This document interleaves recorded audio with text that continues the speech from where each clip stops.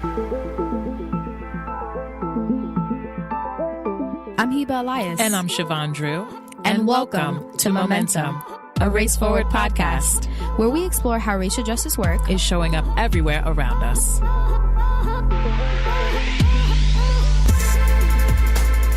Season finale. Okay, cool. First of all, this is the beginning of the podcast, and our producer said that we always start the podcast the same way. Excuse me? So I guess that means that Hiba can't say Chevon, and I can't say Hiba, and then we can't do that. So I'm going to start the podcast today, and I'm going to start by saying that I'm tired, but that I'm also excited because we're on that season finale energy right now. Like, I can't say I'm tired of podcasting. It's actually a thrill to be able to talk with Hiba and all these guests. I'm more so excited that we've gotten this far. Hiba, welcome to the season finale. Well, thank you. Thank you, Chevon. Thank you for the warm welcome. Love our banter portion. Let's double check the chat to make sure that, our producer has not, okay, we good. We're good. We good, girl. Now can I be like, girl, what's going on? Same shit. What's going on, Chevon? A lot is going on, but one of the highlights from this week for me is we are now recording episode 10, the season finale. And another update that really made my week was North Carolina. Like, shout outs to North Carolina, shout outs to Asheville. Some major news dropped on Tuesday. Are you ready for the news, Chevon? Yes. So Asheville, North Carolina approved investment-based reparations for Black residents, girl. Oh, my God. How major is this? I'm speechless right now. Wait. It's major. It's major news. It's such a big move within the movement. Just depicts that all the work that we've been putting in over the years, it means something, right? And I just wanted to share this news as a sign of hope. The city council voted on a resolution that formally apologized to its Black residents for the city's role in slavery, which is, discriminatory housing practices and other racist policies during its history. But the resolution, it doesn't mandate direct payments, but calls on the city to create Community Reparations Commission. So the commission will make investments in areas where Black residents face disparities, which is a win, right? North Carolina has a steep history of all the things that I've aforementioned. So I'm really happy. This news really made my day, and I'm hoping many other cities follow suit, especially in the South. Slavery, economic disparities, all the things that we talk about on a daily basis, all the things that we work towards dismantling here at Race Forward. And yeah, I wanted to share that news with you and get that off my chest because I'm excited.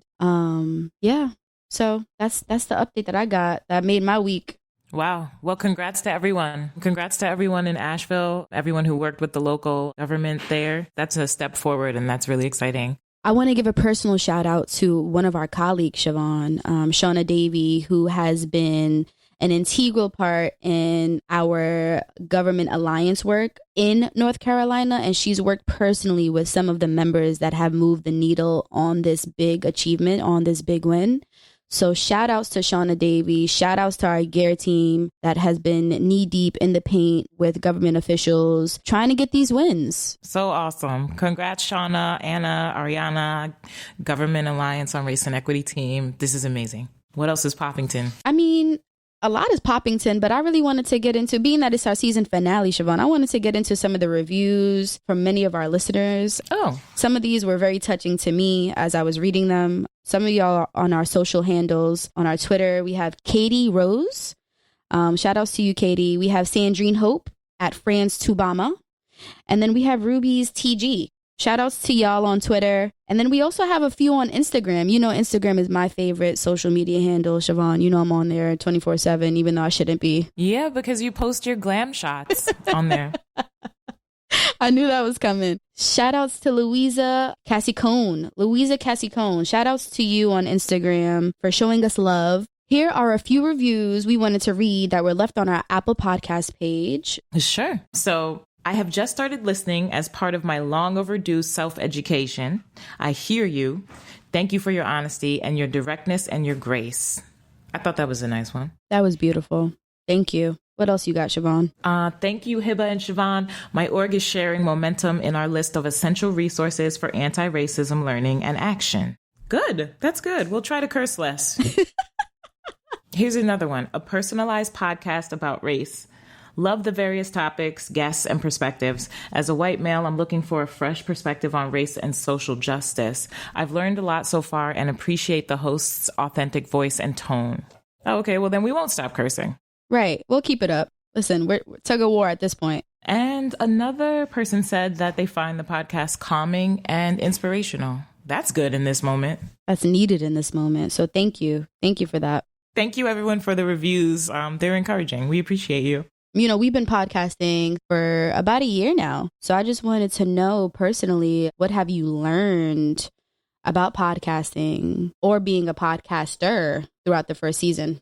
I would say that, honestly, listen, you know, I'm not the engineer, and I feel like I've learned a bit about the technology behind how a podcast gets recorded through just going through this process with our producer, our co-producers are Hendel and Melissa Frankie, and it's been like interesting to see how the dough gets made. To set up your equipment and things like that is interesting. You learn a bit more about how audio can work. You know, to have to troubleshoot on your own or with help is also a learning experience. I feel like I'm a troubleshooter already, coming from a tech kind of a background or a startup background. So I had the troubleshooting spirit for sure, but it's definitely different with audio. So it's been interesting. And then in terms of the first season, like finishing the first season, I've learned that sometimes when you embark upon something, you won't necessarily see the return on it immediately because, you know, we started this and you and I are two people who are learning, and we would love for people to learn along with us. But what if we didn't think it was worth doing? You know what I mean? What if we did not join up with our producer and agree to do this? I feel like we would not be able to meet the moment in the same way as we are. I guess I've learned that it's important to embark upon things that you find to be important, even if you don't see yourself as the big fish in the pond or something like that. Because I know there are tons of podcasts out here, but we aren't in competition with other podcasts. You know, we are on a learning journey and we are inviting other people to join us. So I'm glad that we started it together. I'm glad that we embarked upon the journey. Yeah, no, I resonate with everything that you've mentioned. I always say that we should all move with intention. Like that's my motto. And I feel like from the moment that our producers approached us about this idea, I was game for it, right? Because I've always had an interest in communications, podcasting, but more so just connecting folks on a deeper level. And I feel like this podcast has done exactly that. For unity, solidarity, space to heal, space to learn. And I'm proud of that. I'm proud that we were able to come together. But yeah, I'm in a happy space. So thank you. That's another thank you to you. I want to gear us up for our special guest that's coming on to speak with us, Sabeel Rahman. Stay tuned, y'all. Sabeel Rahman is the president of DEMOS, a dynamic think and do tank that powers the movement for a just, inclusive, multiracial democracy. Through cutting-edge policy research, inspiring litigation, and deep relationships with grassroots organizations, DEMOS champions solutions that will create a democracy and economy that is rooted in racial equity. Sabeel is also an associate professor of law at Brooklyn Law School. Go Brooklyn, where he teaches constitutional law, administrative law, and courses on law and inequality. He's the author of Democracy Against Domination, published by Oxford University Press in 2017, which won the Dahl Prize for scholarship on the subject of democracy. His new book, Civic Power, looks at how to build a more inclusive and empowered bottom-up democracy. A Muslim American and the child of Bangladeshi immigrants, Rahman grew up in New York. He earned his law degree and doctorate at Harvard University and his master's degrees at the University of Oxford, where he was a Rhodes Scholar. He serves on the boards of the New Press, United to Protect Democracy, as well as the Narrative Initiative. Welcome, Sabeel. Thanks so much for having me, Chevon and Hiba. And go Brooklyn indeed. Absolutely. Yes. Go Brooklyn. Yes. So, Sabeel, I've framed up questions for you, but my first question that I'm really eager to know, and Chevon called me very nosy for asking this, But what does the K in your name stand for? It's a fun question. I told her it might stand for keep your nose out of my business. Well, the answer is, it's interesting and more mundane than that. I'm happy to talk about it. So my whole first name is a mouthful. It's actually Qazi Sabeel. And the reason I shorten it by K is because my dad is also Qazi something. My dad is Qazi of Sabeel Rahman. And the Qazi is actually sort of passed down on my dad's side of the family. So my uncles are all Qazi something. A lot of my cousins are. My grandfather was. And Qazi is actually traces all the way back to the honorific meaning judge in the Mughal area, Bengal. And so at some point, a long time ago, I'm not even exactly sure when, someone on my father's side was a magistrate judge or some kind of judge in the Mughal era, in the Mughal Empire. And that just got passed down. It's pretty common, though, I should also say, like there are a lot of Qazis in Bangladesh and in South Asia. But, I love that that's part of my name. And it also gets really confusing for folks when we're filling out paperwork about which Qazi they're talking to. So that's why I shorten it. That makes sense. So it's more so a cultural practice versus anything else. So that's a beautiful thing, though. And I can definitely understand why you shortened it. Yeah, I can definitely understand why you shortened it. It may cause some confusion. No, I love it. I can see it now in high school, you getting mail, your father getting mail at the same house. And it's like, okay, well, who does it go to? Are we talking to your father right now? Yeah, right. Is this an elaborate impersonation scheme?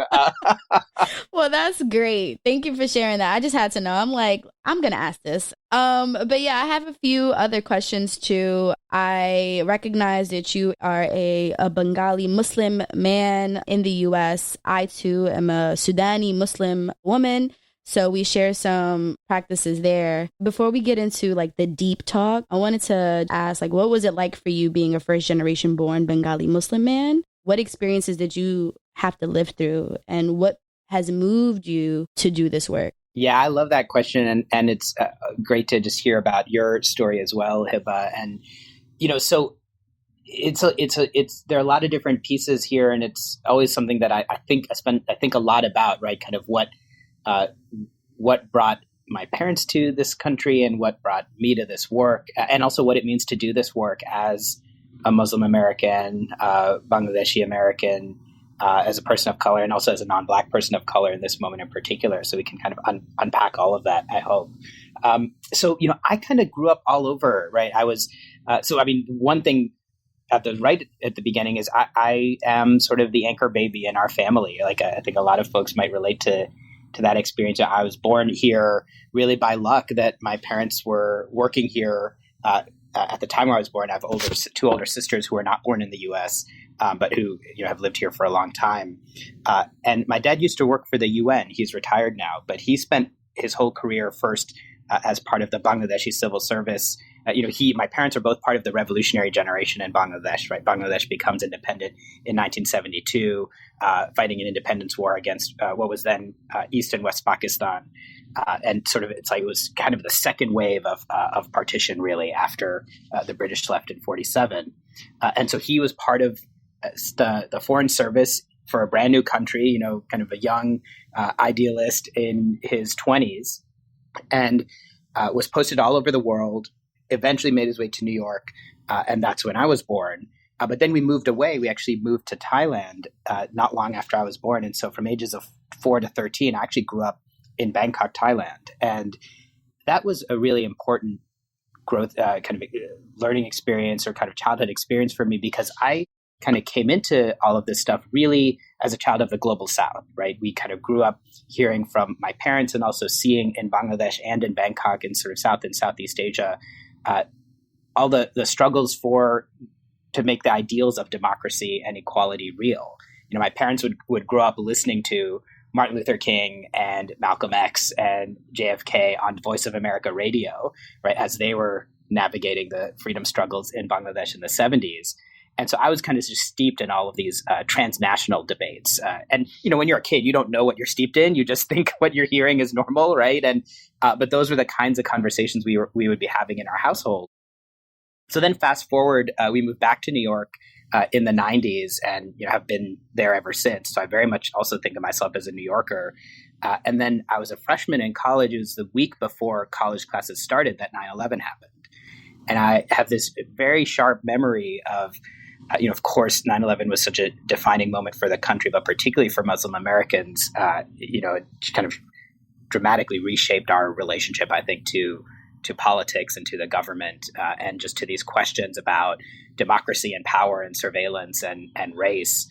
But I remember at the time, the dominant feeling for me, but for a lot of other Muslim Americans that I was around, really being one of fear, right? And one that, should we join the protests against the Iraq War, for example, or not? Because we know that we're being watched, and we know that we have family members who have visa applications pending, or there's just a lot of fear, and that fear bred silence.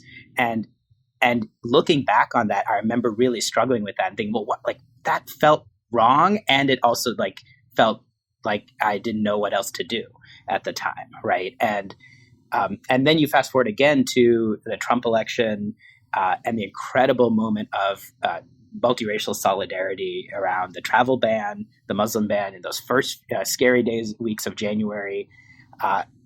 And I think so much of my own thinking about this work has been about, both understanding the deep interconnections between race, economic inequality, anti-democracy and authoritarianism, not just in this country, but in the world.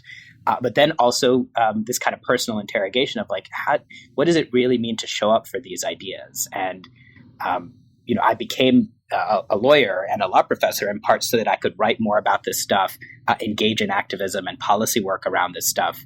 But when the shift to DEMOS for me was really also about that felt like it was not enough in this moment, that I was just kind of really hungry and anxious for a way to do more at a time where so much felt that it was on the line in the Trump era. And I was really lucky and blessed to have this opportunity to work with this incredible team and organization, and all our partners, Race Forward and elsewhere. We're just really lucky to be a part of this work together.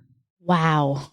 That was amazing. So thank you for sharing that. It's a lot of feels that I'm processing on my end. There's a lot packed in there. Yeah, for sure. I sit with other feels in regards to being a first generation born. I sit with pressure in making sure that I succeed in this country because of the sacrifices that my parents put forth. And that we give back to our homeland, right? In the same sense of giving back to the land that we're currently on right now. So it's like a dual responsibility, not only for our people here, but our people back home as well. So it doubles the pressure, but also it's well worth the fight, right? It's well worth getting up in the morning and making sure that you're living with intention. Right away, just very quickly to double click on that, Hiba, I'm so grateful for you sharing that. And I do think that that sense of intentionality and service to family, to kind of homeland, to both kind of adopted and sort of homeland by birth, right? I think all of that is so real. And just to add, I think, one of the things that I know I spend a lot of time thinking through constantly, and I know others do too, is, how to balance all those things and reconcile them, right? Because, I spend a lot as someone who also grew up, in the global South, not even in Bangladesh, right? I for a long time I sort of had this question of, well, should I be doing this work in a global context, in sort of a more, working on international development, democracy issues, and that's where a lot of my career actually started. And it wasn't until the Obama election and the financial crisis, sort of in '08, that I really kind of fully committed to doing this work here in the U.S. because it just because I always just had this back and forth of well, what's the right place for me to engage in? So that's one tension. And then the other thing is this idea of service that you mentioned. I mean, I do think we talk about how urgent this work is, but it is also a privilege, right, to be able to do it. Because to be able to do it in the sense that, we're able to kind of keep food on the table for our families, those of us who have caregiving responsibilities, or know one day we are likely to have caregiving responsibilities for, our parents or siblings or children. The fact that you can devote your professional time to doing the work of the larger sort of social justice movement is itself just a real privilege. And so I also spend a lot of time thinking about that, right? Making good on that privilege in the time that we have to do this work. I want to kind of shift gears a bit into our current state. We're living in a time of heavy anti-Blackness, and the devaluing of Black lives in this country has been taking place for many, many years. We've learned it briefly in our history books, but it's becoming more evident and clear that the livelihood of Black lives in this country amounts to little to nothing, right? And it's forcing us to address the nation's origin, but also dismantle the system of racial violence, economic disparities, and all these other things that we fight on a day-to-day basis. So my question to you is, what direction can you give folks that are fighting the good fight in this moment? And what is DEMOS doing to support people on the ground and people that are pushing this movement? Yeah, there's a lot to talk about there, and I really appreciate this focus. I think, just as you said, first thing, just to really ground us, as you said, in the moment we're in, I think this is a moment that is casting into sharp relief what Black communities and Black and brown communities more broadly, have known for a long time, as you put it, right? That we have a country, an economic system, a political system that is premised on racial hierarchy and premised on anti-Blackness in particular, right? And we're seeing that just revealed very, very sharply in this the kind of ongoing crisis of anti-Black police violence, state-sponsored violence, but also the structural violence of our economy, right? So how do we even get to a point where we have an economy that is premised on Black and brown workers literally putting their lives at risk because they have no choice in order to keep food on the table and to pay the rent? And that was actually true even before there was a global pandemic, right? It's just become even more accentuated and dangerous. But that risk, that precariousness was already in place. And so, these are kind of pretty deep structures that we're up against. I think to your question about what do we do in this moment, I think there are a couple things that are front and center for me. One is this is a moment to really think about what solidarity means and what it will require of all of us to kind of throw down with the movement for Black lives, with the fight for racial equity, and especially for those of us who are, even if we're people of color, but those of us who are non-Black people of color, white communities, right? Everybody has to sort of interrogate their own position and role and understand that actually our collective liberation requires us to focus on the deep problems of anti-Black violence and anti-Black structures, and to work together in support of Black organizations, Black communities who are doing the work of dismantling those structures. So the first thing is just to even commit to this work in this moment, and that is actually the work of building a truly inclusive democracy and an economy that liberates all of us. That's number one. Number two is then concretely, what does that mean? I think this is where we are having really important conversations for the first time in a long time in this country about what specific structural changes need to happen. So everything from police abolition to a radical reinvestment in Black and brown communities, through proposals like the Movement for Black Lives Breathe Act, which was released the other week, or a Green New Deal, right? We have these big ideas about what it would take to dismantle those deep systems of racial inequity, but then to also create systems of inclusion, of liberation, of human flourishing. And that's long overdue. And actually, I think the optimist in me is really excited that we are putting those big ideas on the table now in a big way. So that's about policy, the policies we need to move forward. And then the third thing is really, I think, about power, like building the power to make those policies real. And that's about people power on the streets, but it's also about political power, right? We need more elected officials, more people in government who come from Black and brown communities who are responding to movement demands and who can sort of put these ideas into legislation, into law, and actually kind of use the powers of the state to make that type of inclusion and equity real. And so then that brings it all to DEMOS. DEMOS, we think of ourselves as a think tank of the movement. And for us, what that means is, we're doing policy research. We are doing great litigation on voting rights and issues of voter suppression. We're working with grassroots partners to drive policy campaigns. But all of that is in support of the kind of movement demands that we're seeing in this moment. So we're partnering with groups in key states around issues of voter suppression, around some of these debates around invest, divest, for example. We're trying to move some of the national policy conversations to take these ideas more seriously and to kind of help move them across the finish line on everything from climate equity to debt cancellation to voting rights. And so there's a lot that's going on in the organization, but even that's sort of a small piece of the larger puzzle, which is why we're so grateful for our partners as we're doing this work together. Beautiful, beautiful, beautiful. Thank you so much for sharing. DEMOS has played an integral part within the movement. So much gratitude to the organization, much gratitude for your direction and your leadership in leading the organization, but also much appreciation to making sure that that's a value and making sure that that's a practice of DEMOS is to work alongside organizations, grassroots organizations on the grounds that are fighting this fight. Not a lot of organizations get recognition for the work that they do, and a lot of major national organizations take credit for the work that is being done on the grounds. So that's one thing that I can highlight from DEMOS, and you guys do it phenomenally, is crediting the organizations that are on the ground doing the work. It's a great value to have, and I highly encourage many national organizations to follow suit.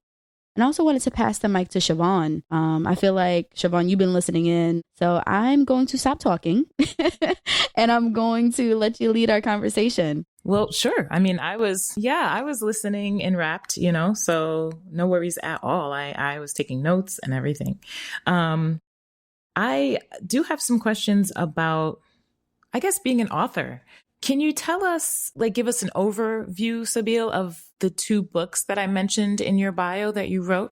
Yeah, sure. And happy to do that. And it's also just thinking about a piece you mentioned, Hiba, that the importance of sort of connecting all of our work to the folks who are moving this on the ground and doing the kind of door-to-door organizing and in community, especially in Black and Brown communities.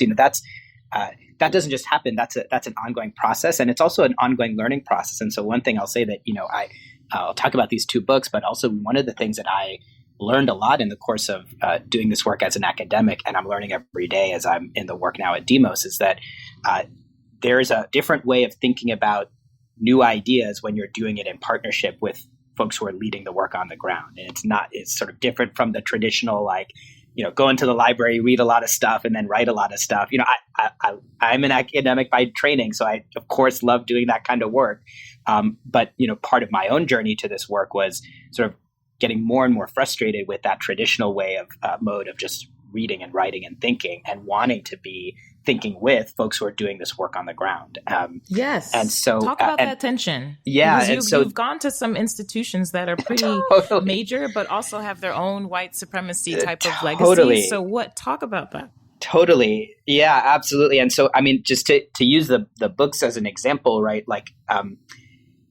Each of the books for me are kind of marker points on my own journey. The first book, Democracy Against Domination, came out of my dissertation work, and that was really a book where I'm starting to think through this idea of that. Even when we talk about economic policy, why does economic policy conversations feel so unrooted from the kind of deep forms of inequality and suffering and just extraction, right? That seems to dominate our economy. And I was really frustrated at the time with the Obama administration's response to the financial crisis, where it really felt like yes, it was there was better policies than we had before, but it still felt very top-down, technocratic, the same kind of policy wonks trying to tinker around the edges and make some good policy, sure, but leaving a lot of the structural inequities that the 2008 financial crisis revealed in place. And what was that about? Why would the most progressive president, perhaps of our lifetime, with big majorities in Congress, still falls so short in the response to what was then the worst economic crisis, since the Great Depression. And where I came down in that book was that really it's a problem of power and ideology, that you can't get the kind of structural transformative change you need unless you first kind of are willing to take head on those deep structures of race and economic power, which requires an ideological shift, right? It's sort of the long legacy of the Reagan years that even in the Obama era, you had a lot of Democrats who still thought that the right thing to do was to keep Wall Street and finance afloat, and that was just as important, if not more important, than dealing with, say, the home ownership crisis in Black America. And so that's an ideological problem. But then it's also a power problem because you needed a different kind of people power and then a different type of political power to force those more structural issues onto the table. And so that was the first book. It was just kind of grappling with the failure of kind of mainstream liberal policymaking, which then eventually led me to a whole lot of amazing relationships and partnerships with grassroots groups that I got to know as an academic, which led to the second book, Civic Power, where that is really trying to lift up examples of power building that folks on the ground are doing as a different way forward for our democracy, right? That what does it look like if we actually could scale up the experiments in organizing, people power building, in new forms of participatory democracy that is being tried out at the local level under pressure from movement groups, that to kind of bring those into the story and then think about what would it look like if we scaled those up to the national level. I wrote most of that before I came to DEMOS, but DEMOS was sort of like a natural next step in my own process, right? Because if we're serious about democracy, and if we're serious that democracy actually means that the people most affected should be the ones who are making the decisions, that it's a simple idea, but it's a pretty radical one. That actually means that you have to do the work in a different way. It means that we have to be thinking through with Black and brown communities and leaders and workers on the ground, what are the real problems? What might more transformative, bold solutions look like? And then find ways to elevate those, credential those, and move them forward. So that's just a little bit of kind of my own intellectual journey into this work. I mean, I will say that just about the kind of elite institutions piece, it's a really, really interesting question because I, having gone through some of these kind of very elite credentialing institutions, that kind of gave me a lot of room to maneuver, right? I was able to do this kind of work often on the side because I had gone to Harvard, because I became a law professor, right? Because I sort of had the credential of going to Oxford or what have you. But it's also been interesting to see how much those institutions are being pressured from within by students, right? Before I came to DEMOS, I was teaching, and often I was one of the few professors of color. There's one semester where I went back to Harvard Law School to teach and constitutional law for a semester, and I was the only person of color teaching constitutional law that whole year. And so I had a lot of students who were just super hungry to do more movement-facing work, to think about how they can use their education and their platforms to do more transformative work. And so that was, I think, really interesting and exciting to also just see how those institutions are being challenged from within. Wow. Well, you took me right into my next question. In terms of teaching constitutional law, that's not something that I grew up studying. I feel like sometimes if you're kind of trying to figure out how to survive or, how to make things work in America, that some of us, our families didn't focus on studying the Constitution, knowing your rights. And I feel like the Constitution is this oft referred to document, but not necessarily as widely understood of a document. When you're coming up and you're hearing things like okay, slavery ended at this such and such a date, but they leave out, Juneteenth, and you don't learn about that until decades later as an adult. Or when you hear people say that slavery ended, but then as an adult, you hear people talk about, well, slavery is legal, and you see photos of people working in the fields in prisons down south or fighting fires in California, or they're making hand sanitizer that Governor Cuomo is showing us for the pandemic. These are the headlines that I'm reading, and it makes me wonder, can you talk about constitutional law and some of maybe the myths or misunderstandings that are perpetuated? Like, are there top 2, top 3? Are what I mentioned any of them? All these questions are so juicy. We need hours on each of these. I love that, Chevon. So no, there's a short version. I think this, I love this because there's a couple things that come right to mind. I mean, the first thing is, I think a lot of times the Constitution or these sort of like founding mythologies about American democracy are often used to legitimize existing racial and economic hierarchies that actually kind of make the ideals feel like a lie. Right. So we say, we live in a democracy. Well, we don't actually. Right. Because since the beginning of the country, the reality is Black and brown folks have been consistently squeezed out of political power, have consistently faced voter suppression, have consistently been subject to an economy that depends on extracted wealth from Black and brown workers, Black and brown bodies, Black and brown communities. And you mentioned a couple of examples, like with prison labor. It's also true even just in the sort of kind of nominally perfectly legal systems that we have for just ordinary precarious work, right? The fact that we have essential workers, say in an Amazon warehouse, who are monitored down to the second if they fall behind on their work, but are not even able to wash their hands on the job, are not even able to have the benefit of paid sick leave or the kind of healthcare they need to literally survive in a pandemic. That is a 100% constitutional and legal labor system that has its own roots in extractive labor of the Jim Crow era, right? And so all of which is to say, we have like kind of one way that Constitution can often function is to like kind of sweep some of those systems under the rug. But the thing that I find so powerful is that when you look at the counter history of the movements for justice, so often our movements for justice have also been trying to reclaim and use the power of constitutional ideas and the power of like the law itself to drive in another direction. So, Frederick Douglass spends a lot of time, has a number of these really important speeches that I often use in my con law class, where he's trying to make the case for how and why we should reimagine the Constitution without removing the provisions that enshrine the legacy of slavery, right? Like the 3/5 clause. And it's a reason why you have fights like during Reconstruction after the Civil War.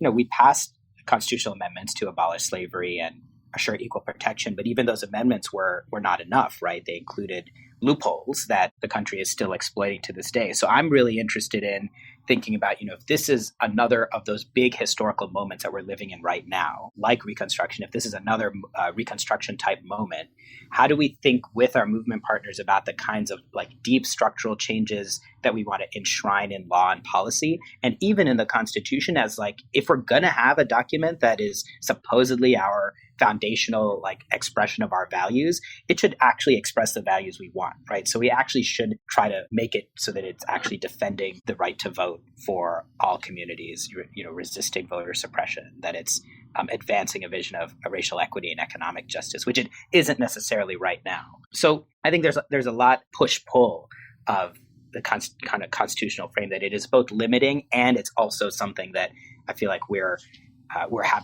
always having a fight about what it ought to say. I hear that. I think it's great to frame it as an opportunity, like a Reconstruction opportunity. I heard someone say that Reconstruction is like a cycle in this country. Every time there's something left undone and unaddressed, then we will, maybe we'll be able to get a win and move along for a little while and then realize that the unaddressed items still must be addressed and we start all over. So yeah, I like that idea. Yeah.